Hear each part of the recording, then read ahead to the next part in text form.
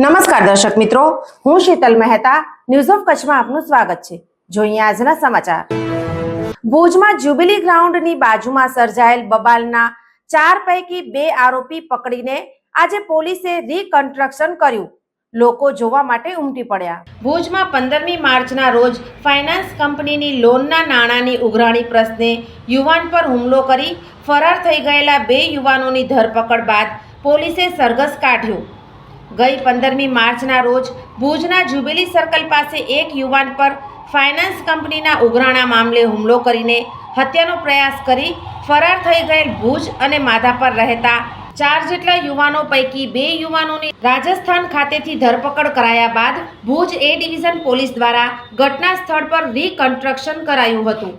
ભુજના મહાદેવ નાકા પાસે આવેલ કેપિટલ પ્લાઝામાં રહેતા સત્યરાજસિંહ ઉમેદસિંહ વાઘેલા ઉપરાંત જુવાનસિંહ સોઢા નામના 2 યુવાનો હત્યાના પ્રયાસ અને હુમલાની ઘટનામાં ફરાર હતા। 15મી માર્ચના રોજ બનેલી આ ઘટના સંદર્ભે 4 યુવાનો સામે ભુજ એ ડિવિઝન પોલીસમાં ફરિયાદ નોંધાઈ હતી, જેમાં એક માધાપર રહેતા ભાવેશ ગોસ્વામીની પણ સંડોવણી ખુલી છે। આ મામલે સત્યરાજસિંહ વાઘેલા અને જુવાનસિંહ સોઢાને સાથે રાખી પોલીસે ઘટના સ્થળે રીકન્સ્ટ્રક્શન કરાવ્યું હતું।